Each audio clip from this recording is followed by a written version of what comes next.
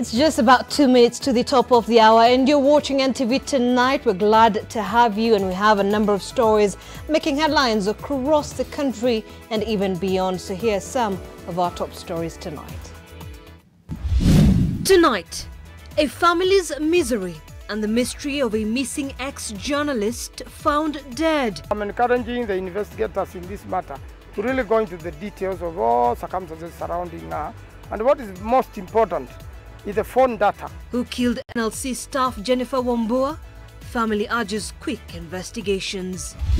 Also tonight, watu wengi wa chini sahi, watu wengi wana hata kitu ya kukula sahi, wengine wanalala hata njaa, wana hawajui watakula nini, hawajui wafanye nini. Here's some food for thought.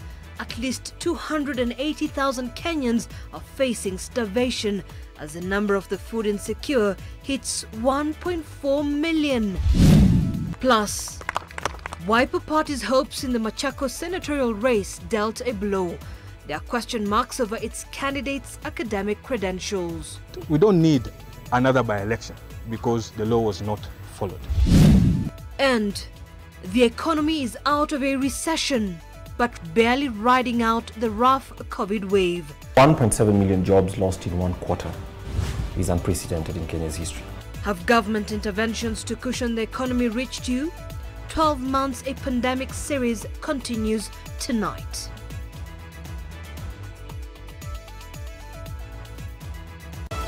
NTV Tonight with Zainab Ismail. Well, thank you for joining us. Our sign language interpreter this evening is David Agondor.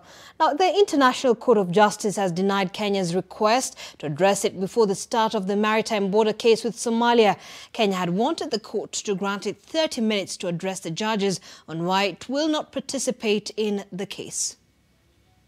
Or constitutes consent to maritime delimitation. In a statement before the start of oral submissions in a maritime case that has stretched over 6 years, the court explained why it did not allow Kenya the opportunity for a 30-minute address on why it was no longer able to continue with its oral submissions. Kenya had been scheduled to have its day in court on Thursday and Friday. Somalia, in her opening statement, expressed her dissatisfaction with her southern neighbor, whom she accuses of reverting back to a system that has failed and thus forced the two parties to appear before the court. Only with the court's assistance can the impasse be broken, a settlement be found, and legal certainty delivered. Kenya's decision not to participate in the hearing Monday came after a week-long meeting held between government agencies and lawyers. A big concern was ICJ's decision to hear the case despite protests regarding the impartiality of judges and the effects of COVID-19 on preparation of the case. Kenya has no grounds to complain about its treatment by the court. Indeed, in Somalia's view, the court has been generous in accommodating Kenya. It granted 3 requests from Kenya to postpone these hearings for a total of 18 months.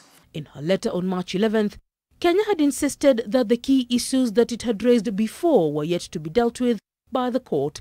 The feeling that it would therefore not get a fair hearing was part of the reason Kenya pulled out of the case. Experts on diplomacy say that a decision favoring Somalia would have a ripple effect on other countries along the Indian Ocean coastline. Somalia argues that the richness of the disputed area will go a long way in economically empowering the Horn of Africa nation. It will enable us to secure access to the maritime resources to which the law entitles us, resources that are potentially some of Somalia's most valuable assets. Is vital to ensuring the future stability and prosperity of our nation. Somalia has also claimed that Kenya is already exploring for gas and oil in the disputed area. Kenya has authorized exploration activities, including seismic testing and drilling a well in the maritime zone claimed by Somalia. Somalia also says the case is straightforward, noting the two countries are parties of the law of the sea, and thus Kenya's method of measuring distance through parallel latitudes is not acceptable. There are none. The coastline is entirely regular, without any anomalous features, and there are no offshore fisheries that distort the equidistance line. That Kenya's case on acquiescence is simply an attempt to rewrite history and the facts. Kenya is aggrieved that Somalia has, quote, friends of Kenya on her list of those who have purchased oil wells in the contested area for exploration. Also at the heart of Kenya's protest is approximately 255,000 kilometers, which was determined through the parallel of latitudes in 1979. Leila Mohammed, NTV. Meanwhile, as that happened in The Hague, fishermen in Lamu County held peaceful protests in support of Kenya's move to withdraw from the hearing of the boundary dispute against Somalia.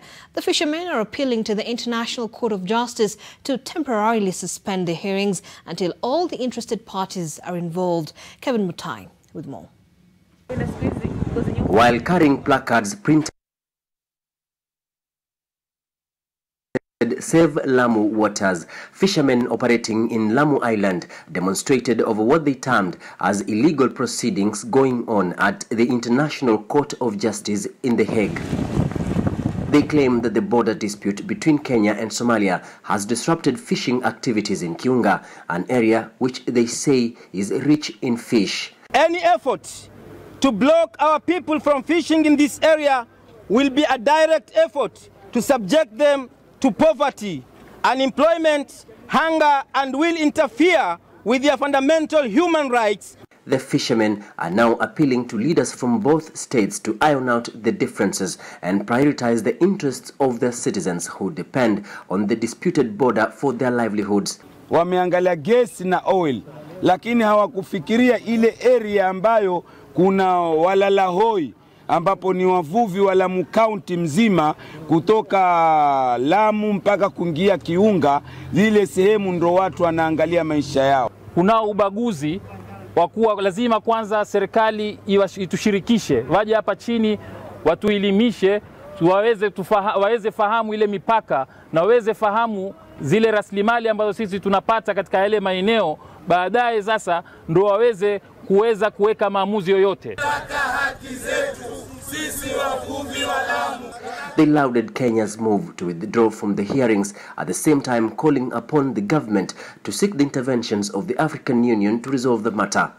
Any ruling without the direct participation of especially our fishermen should be considered as an opinion of an unjust institution against our community and the people of this great country. They are also hopeful that the ICJ will consider sending a team of investigators to Lamu and across the border to collect views of fishermen and other sectors benefiting from the maritime border. Kevin Mutai, NTV in Mombasa.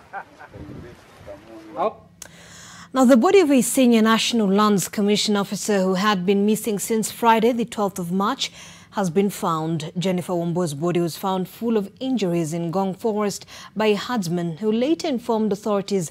According to the family lawyer, the deceased was tortured before her death, judging by the injuries on her body.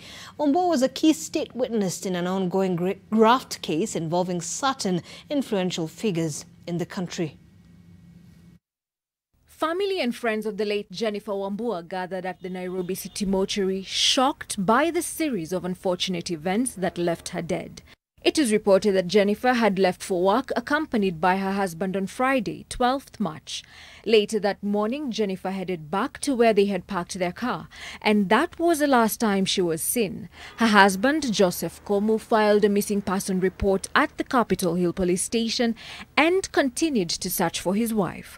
Authorities say they found her handbag and other belongings in her car. For matters where one is a witness, especially against the high and mighty and on heavy matters, it is very, very important. And not only that protection to witnesses, even magistrates try such matters, judges try such matters.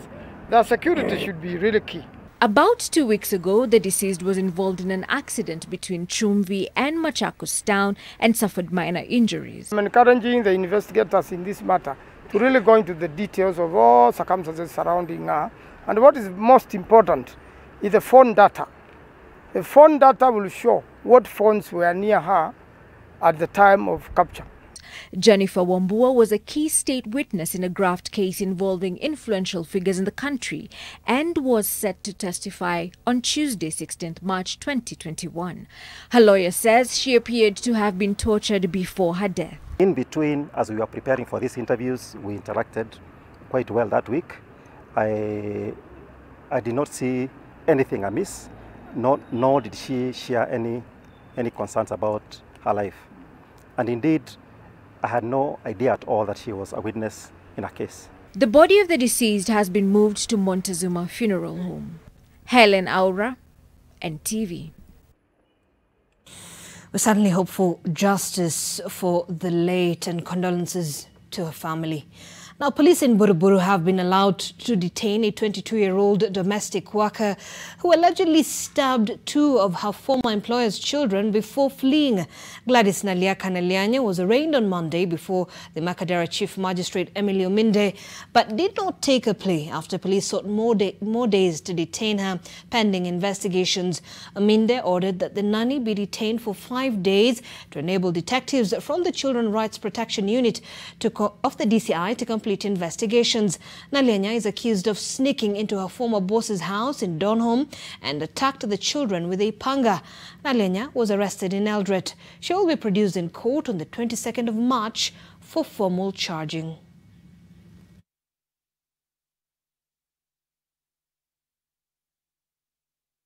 And we'll certainly be in court as well to get more details on the development with regard to this report and saddening story.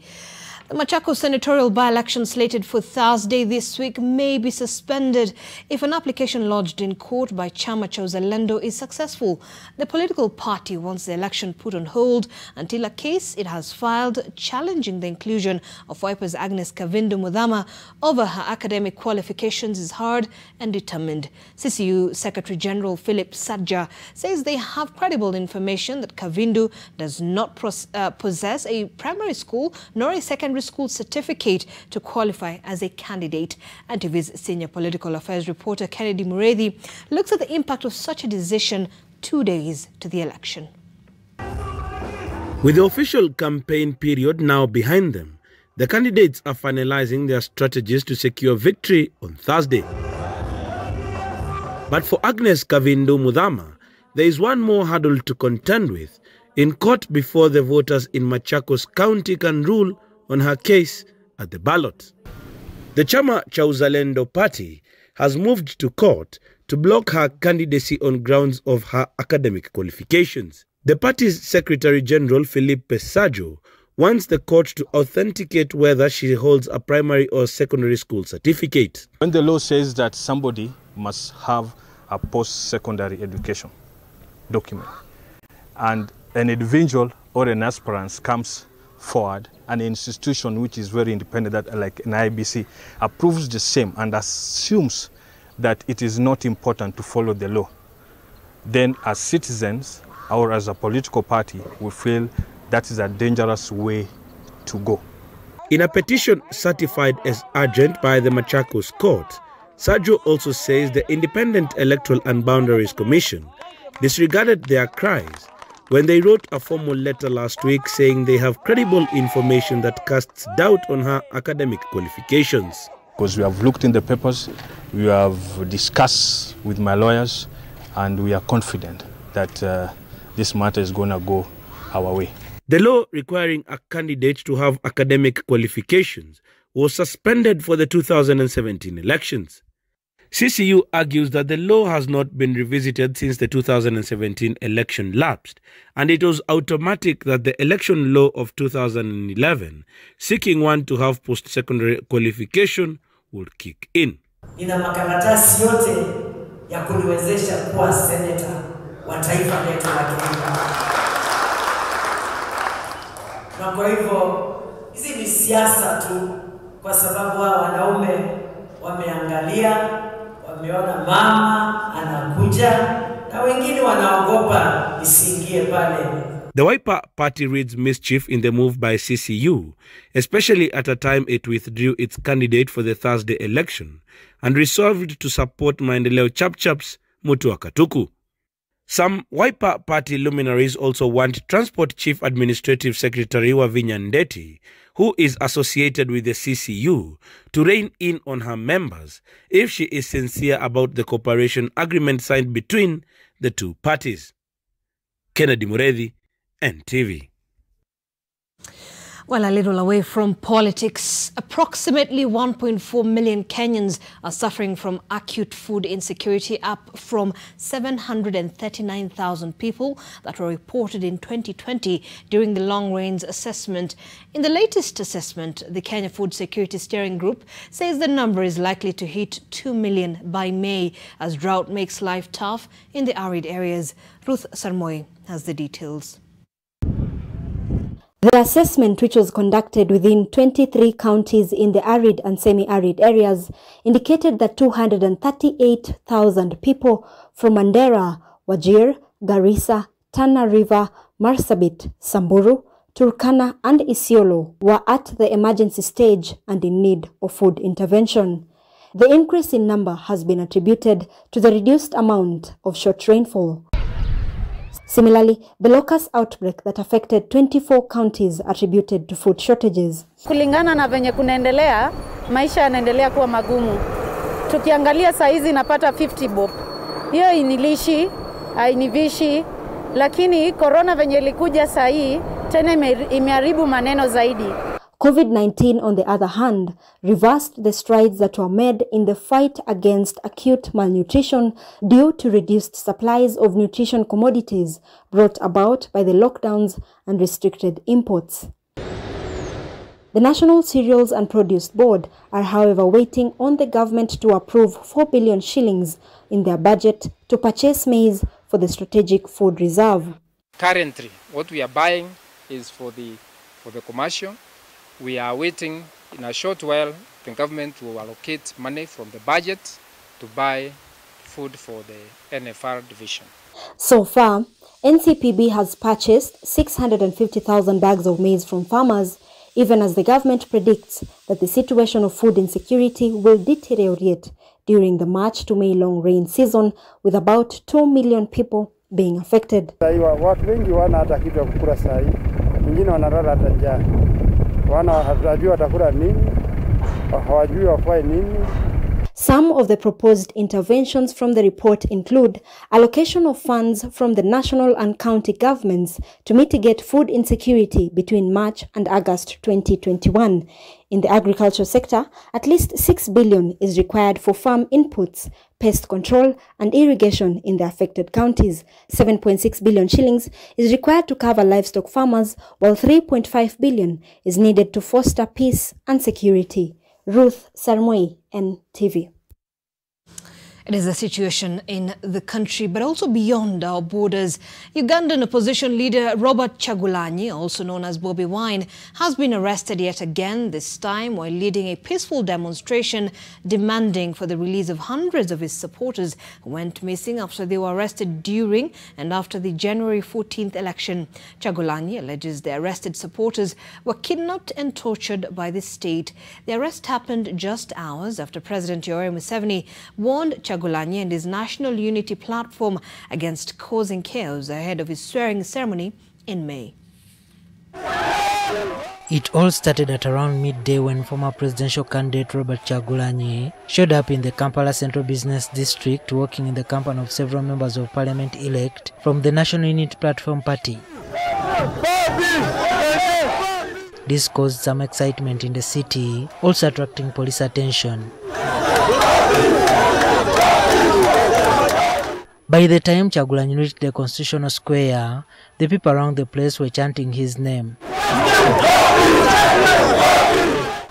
Kyagulanyi and his party members were holding posters with pictures and messages demanding for the release of those still under military detention. The force swung into action, arresting Kyagulanyi and several of those accompanying him before they were all taken in. We are non-violent. We want our people back. You kidnap the people of Uganda. They are being tortured. They are being murdered. We are non-violent. The police now confirmed that they are holding 8 politicians. That the new president, that's Honorable Kyagulanyi Sentamu Robert, has been arrested together with the PRO, that is Joel Senyonyi, and 8 others, for basically taking part in an unlawful procession that they were holding in the Central Business District.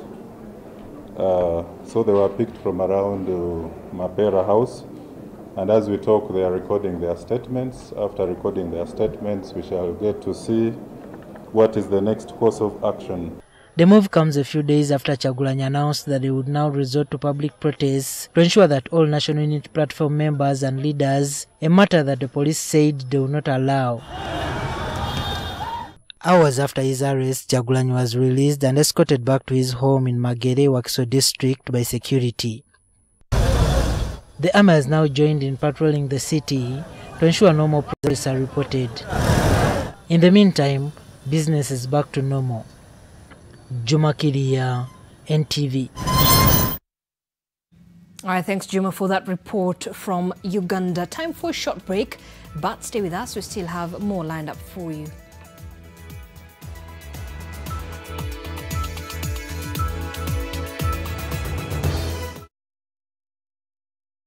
Get fresh, gotta get fresh. Down is no boom boom pow, down is boom boom pow. Smells bayana uchafuzi na zibita impure downy. Protect nguo zangu na nukia niko safi. Lazima niwe fresh na down is boom boom pow. Boom boom pow, down is no boom boom pow. Smells zote na zi boom boom pow. Powerful freshness, down is boom boom pow. 15 bob too? This looks different. It is. See for yourself. Okay, so it's a photo. Look closer. Photos within photos. What about video? 8K video. Beyond cinema quality. So... You can pull portrait quality photos straight from video. But will it last the whole trip? Battery for the whole trip and the way back. This is different. Told you.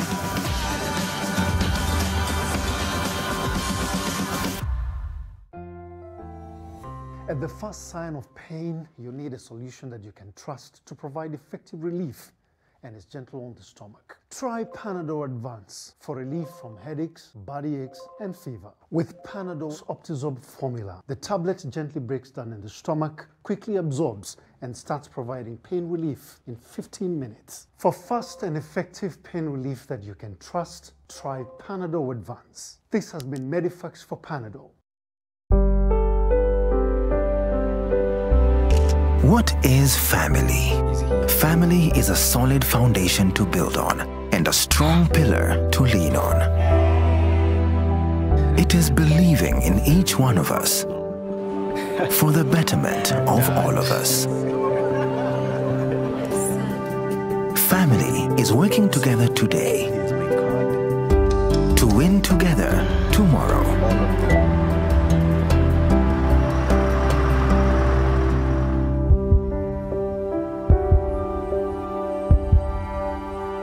It is creating opportunities for a lifetime of happiness.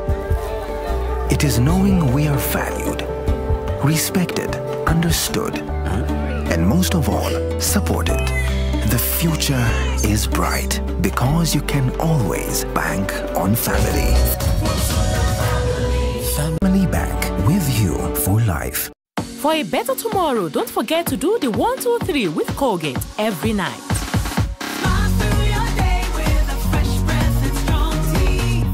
It is new, refreshing, engaging, and informative. Follow trends in Kenya's cooperative movement in a new show known as Ushirika with Alex Chamwada. We begin with the story of 2NK Sacco.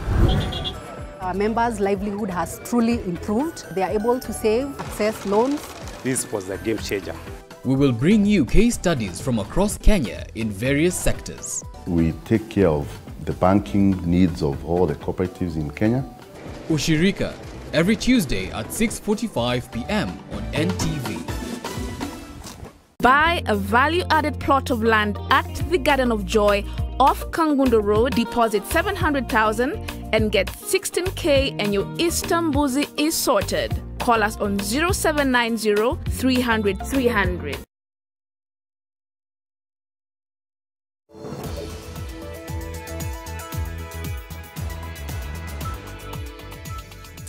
Well, thank you for staying with us. You're watching NTV Tonight. The number of COVID-19 cases in the country has risen to 113,967 after 731 people tested positive to the disease in the last 24 hours, pointing to a 16% positivity rate. 5 more people have succumbed to the disease, pushing the cumulative fatality to 1,918. At the same time, 191 patients have recovered, 166 from the home-based and isolation, while 25 are from various health facilities. Total recoveries now stand at 88,596. 678 patients are currently admitted in various health facilities countrywide, while 2,121 patients are on home-based isolation and care. 109 patients are in the intensive care unit.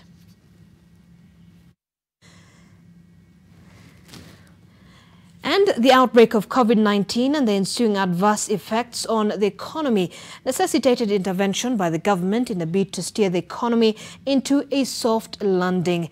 Indeed, President Uhuru Kenyatta is on record stating that the economic shakeout in light of COVID-19 translated into a 560 billion shillings loss to the economy in 2020, with the economy having grown by a measly 0.6%. As the country rides the third wave, Julian Samboko now examines how the economy fared in the last year and the impact of the economic stimulus package.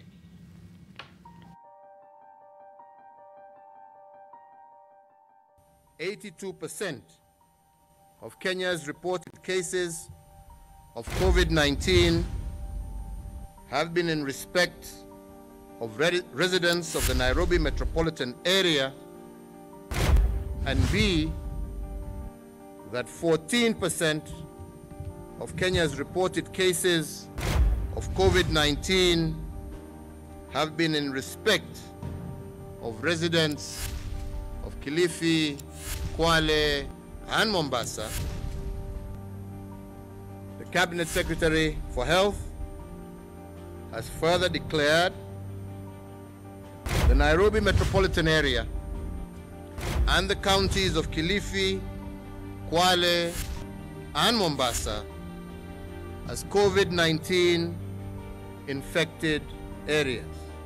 There shall be cessation of all movement by road, rail, or air in and out of A, the Nairobi metropolitan area, and B, the counties of Kilifi, Kwale, and Mombasa.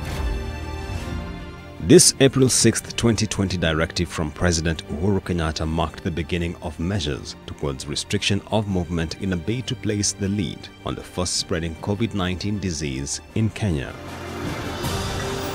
The unintended consequence of these measures would be an economic shakeout which would precipitate job losses for many Kenyans. 1.7 million jobs lost in one quarter is unprecedented in Kenya's history. I mean, so to lose 1.7 million jobs, that's the equivalent of jobs created every 2 years. So that was going to be definitely very deep. Nairobi and Mombasa were at the highest incidence of outbreak. And so we had to announce, the president announced lockdown measures. Data from the Kenya National Bureau of Statistics indicates that between March and June 2020, over 880,000 jobs were lost as the economy took a beating from the spillover effects of the COVID-19 pandemic.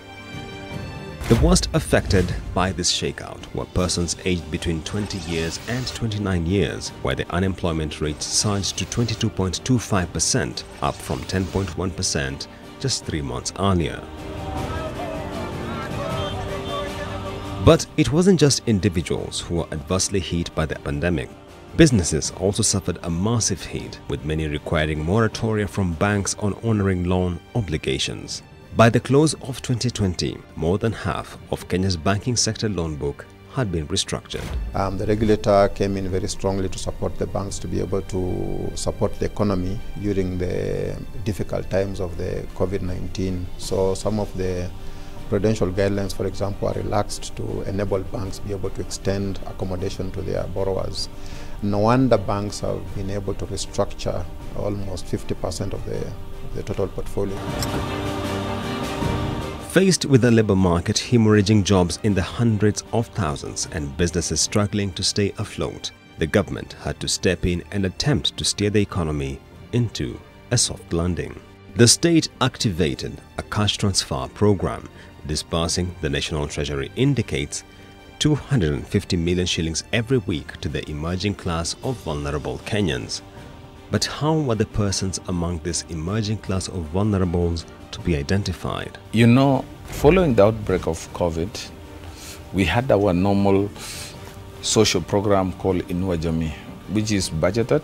We have registered those people. We've given them the social cards. They have been receiving this money every month.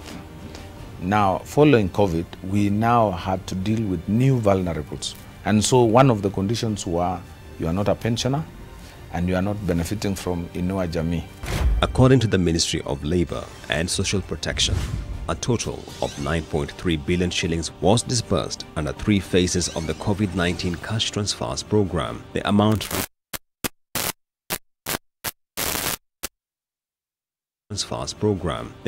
reached an estimated 427,000 Kenyans. In Nairobi, we targeted households, households with high poverty index, where the head of that household is the breadwinner is disabled, or children who have no parents, or widowed, or living with disability, or they have other underlying conditions like cancer or HIV/AIDS.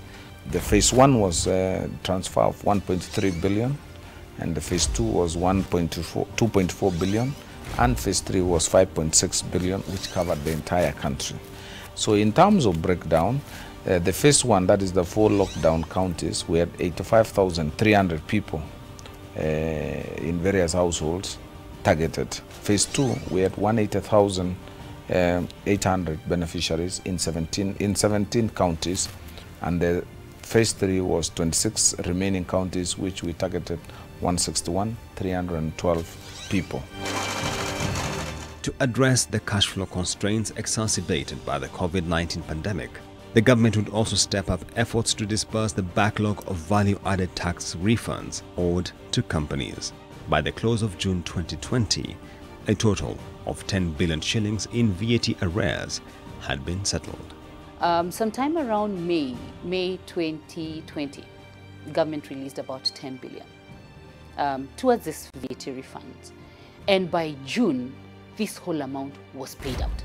Looking at the full year to June 2020, KRA actually recorded the highest payout, basically KRA history, to the tune of upward of 25.5 billion. Now, coming into this year, this fiscal year, beginning July 2020 to going into June 2021, government has been giving consistent amount of about 1.2 billion per month. This has been up to 1.7 billion. At the end of December 2020, already 10 billion had been paid out. And over and above that, government has also allocated an amount towards the economic stimulus package, an amount of 5 billion, again towards the VAT refunds, and already KRA has received 2.5 billion, so 50%. To further boost liquidity among businesses, the government would accelerate efforts towards the settling of pending bills owed to private businesses. But there was a challenge, as many of the pending bills were contested. National Treasury has requested, it's in the public domain, that we do another audit. I am considering that because it is important, but we must address the root cause. I am not very comfortable that year in, year out, the National Treasury requests the Auditor General to go and confirm what is eligible and what is eligible to pay, because that makes me part of the operations of the entities. Now, we talked about internal controls. If the internal controls in those entities are working, if the internal auditors are working, they should be able to know within the entity whether the bills they have are eligible or ineligible. The measures taken by the government, be it in VAT refunds or settling of pending bills or restructuring of the banking sector loans, were significant in affording the economy a breather from the COVID-19 shock. Pundits contend, however, it was the extension of tax relief measures which would have a far-reaching impact on the economy. The National Treasury moves to Parliament to offer the following immediate reliefs: an increased disposable income to the people of Kenya through A 100% tax relief for persons earning a gross monthly income of up to Kenya shillings 24,000. B, reduction of the income tax rate or pay as you earn from its current maximum of 30% to 25%. C, a reduction of resident income tax or corporation tax from 30% to 25%. D, a reduction of the turnover tax rate from the current 3% to 1% for all micro, small, and medium enterprises. I'm not too sure that 100 billion in total over 6 months could create as much of a boost as these tax cuts certainly created. So I think it was more of a tax cuts. But in fact, I think the tax cuts helped much more than the petty amount. The tax cuts were reversed effective January 1st, 2021.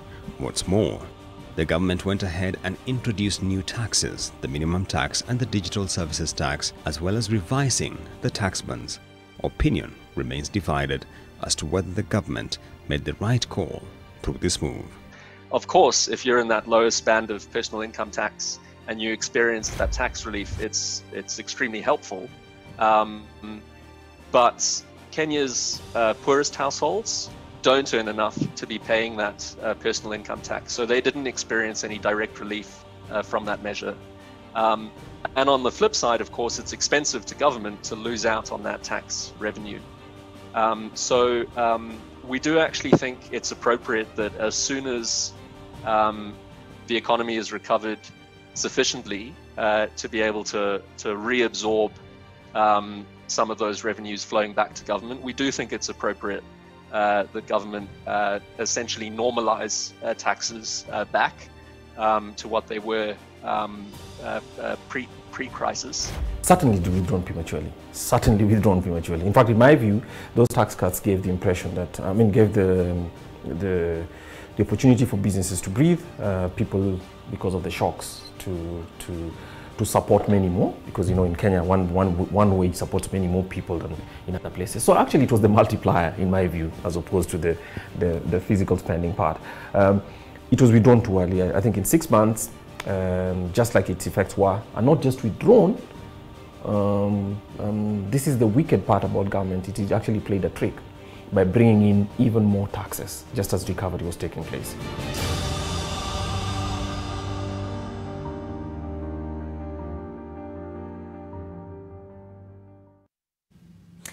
And the opinion remains divided on the tax issue in the country. But of course, more Kenyans and many Kenyans are still struggling and reeling under the effects and impact of the COVID-19 pandemic on the economy individually and nationally as well. Let's take a short break.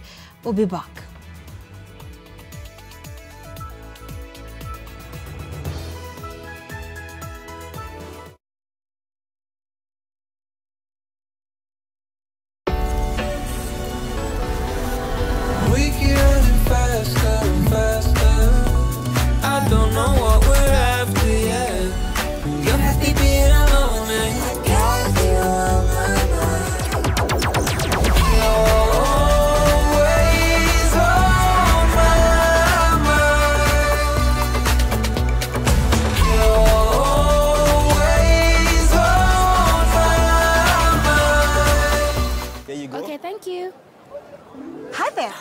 Selena! Is Grace seeing you getting so much value for your money? Well, it's important to save as much as you can. You save everywhere.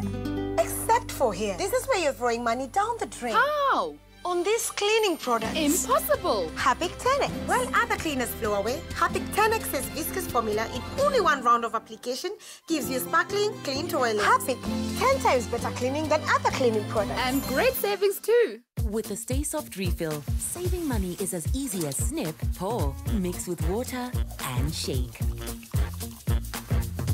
Stay Soft refill. It's 2 liters of Stay Soft for up to 30% less.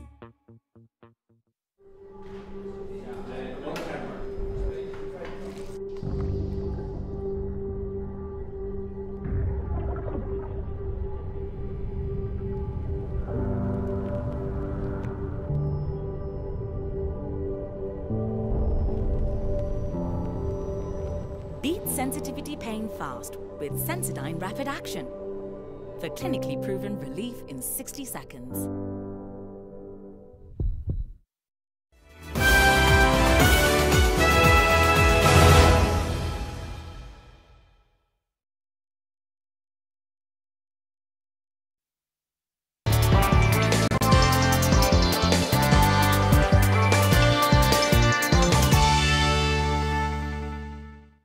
All right, time for business news now. And the Kenya Revenue Authority collected 121.3 billion shillings in tax revenue in February 2021, a slight improvement from the 111.3 billion shillings collected in January this year. This brings the total tax revenue collection for financial year 2020-2021 to 906.2 billion, registering 57.8% of the targeted 1.57 trillion shillings. Data from the National Treasury indicates that the country has thus far mopped up 598.8 billion shillings in domestic debt in the current financial year, implying it has hit 76% of the amount targeted for sourcing from the domestic market. The government is, however, falling significantly behind target in mobilizing external loans and grants, having mobilized 53 billion shillings against the full-year target of 373 billion.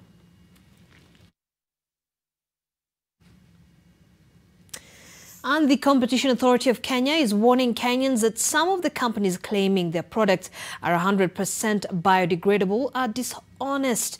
The CAK has termed some of those claims that do not provide consumers with full composting information as superfluous.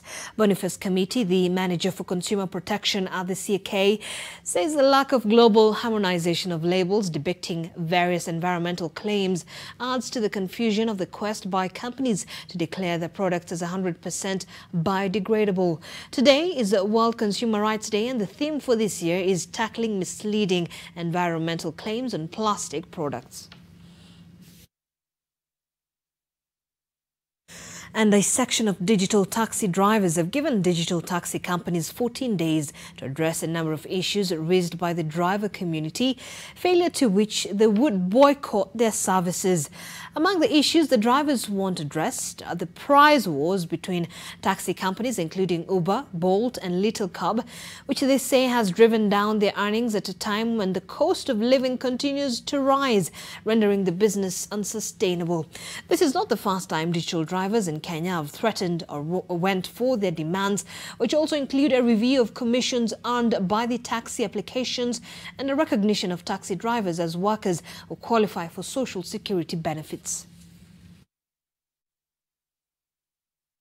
It cannot be a business whereby one side of the coin is earning and the other side is crying. Under that title, you have been calling us partners. It is now high time that this partnership is really seen to work by sitting down and talking. Sisi ni waegezaji. Tumenunua magari ya pesa nyingi. Tumeenda kwa app companies kufanya kazi na wao.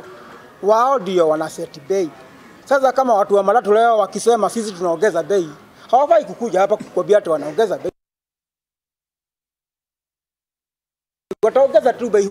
And Kenyans wishing to own and operate drones will now have to pay a 3,000 shillings registration fee with the Kenya Civil Aviation Authority as the regulator moves to operationalize the civil aviation regulatory fees and charges for unmanned aircraft system regulations of 2020. The regulations were recently approved by Parliament. An import permit of 3,000 shillings will also be charged for those wishing to import the gadget, according to the new cost structure, which will see users pay for different charges depending on the category of risks posed by their operations. The new charges are a reduction from the revoked rates under the Kenya Civil Aviation Remotely Piloted Aircraft Systems Regulations of 2017.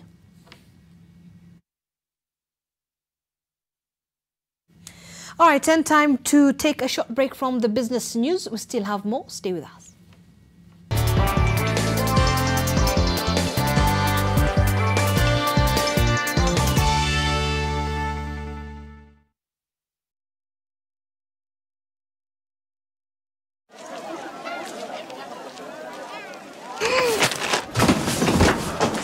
Do your gums hurt? Yeah. Does your toothpaste contain sage, eucalyptus, myrrh, chamomile? All that in one toothpaste? Yes, try Colgate Herbal. Colgate Herbal contains nature's best herbs and Colgate's fluoride technology to give you strong teeth and healthy gums. Ah, Colgate Herbal. Let's go. Colgate Herbal for strong teeth and healthy gums naturally. Malaria ni ugonjwa hatari sana unaoua watu wengi hapa Kenya. Japo kuko na corona, hatari ya malaria bado iko. Mtoto huyu alikuwa na joto jingi, kutetemeka, kuumwa na viungo na uchovu. Alikimbizwa hospitali ya umma ambako sheria za COVID-19 huzingatiwa na ni salama kwa shughuli ya upimaji. Vipimo vilionyesha kuwa ana malaria na papo hapo daktari akampa dawa za malaria na kumshauri azimalize, na ili kujikinga wawe wakilala ndani ya neti iliyotibiwa. Malaria husambazwa na mbu. Walio hatarini ni watoto wa chini ya miaka 5 na akina mama wajawazito. Kupimwa na kutibiwa ni bure katika hospitali zote za umma. Usisahau adui malaria. Zero malaria huanza na mimi. Chukua jukumu leo. Komesha malaria. Ujumbe huu umeletwa kwenu na Wizara ya Afya.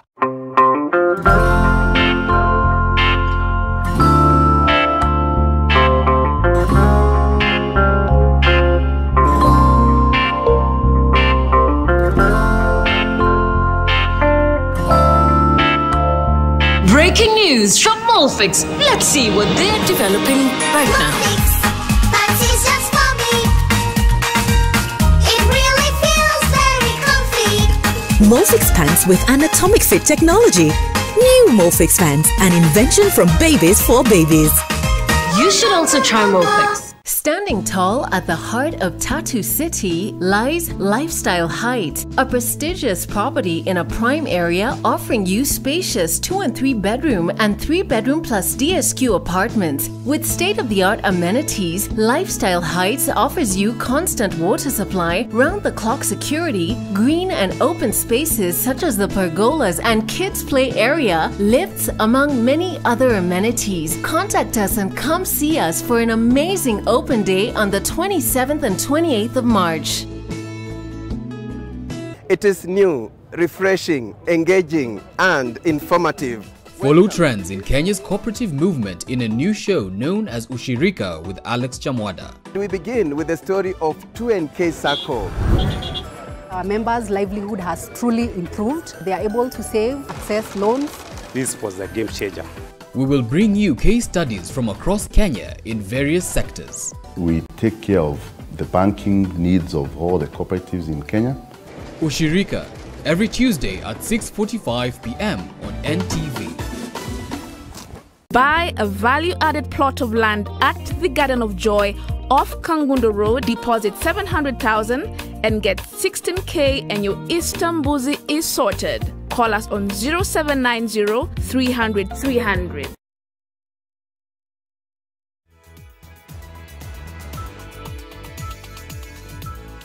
Oh, we're glad you could stay with us. The attempted murder case against Embakasi East Member of Parliament Paul Ongili, alias Babu Owino, will proceed despite an application to withdraw it. Felix Orinda, also known as DJ Evolve, and his family had asked their lawyers to apply for a withdrawal of the matter from court.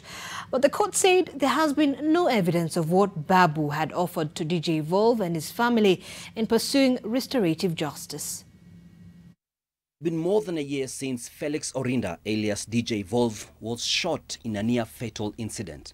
On 24th September 2020, Ochieng Kokul and fellow advocates who court documents indicate represent the DJ and his family told the court their clients instructed them to withdraw the case in which Embakasi East MP Paul Ongili, alias Babu Owino, was facing attempted murder charges for allegedly shooting the DJ in the neck. They wrote a letter to both the Director of Public Prosecutions and the court. Their position was that they wanted DJ Evolve, who was the complainant, to concentrate on his treatment. The prosecution sought some time to understand the motivation behind the action. The ailing DJ was subjected to a psychiatric evaluation and was found to be of sound mind. The prosecution objected to the withdrawal of the case, arguing, among other things, that the interest of the victim was paramount and should be distinguished from the victim's wish or desire. The victim, that's DJ Evolve, according to court documents, wanted to address the matter through alternative dispute mechanisms. Babu Owino, through his legal team, argued that the case would not be in the interest of the public when the victim has made peace with the accused. The court, in its ruling, said that the law states that the complainant in a criminal proceeding includes both the republic and the person who lodges the complaint with the police. Senior Principal Magistrate B.M. Ochoi said that the court needs to be satisfied that there are sufficient grounds to withdraw the case. While the application stated that DJ Evolve wanted the case withdrawn so that he could concentrate on his treatment and healing, the court says the medical reports indicate that he is mentally sound and capable and fit to follow proceedings and make necessary decisions concerning his life. The court also said that no evidence was given to support alternative dispute resolution between both parties, and it considers the DPP's concern for Felix Orinda's care and well-being to be bona fide. Senior Principal Magistrate B.M. Ochoi held that the unconditional withdrawal of the case is not appropriate, adding that the parties must come out openly on what the accused, Babu Owino, has offered while pursuing restorative justice. He dismissed the application, pointing out the threshold provided by the law to withdraw the case has not been met. Dan Mwangi, NTV. All right, and on that note and that report there by Dan Mwangi, we head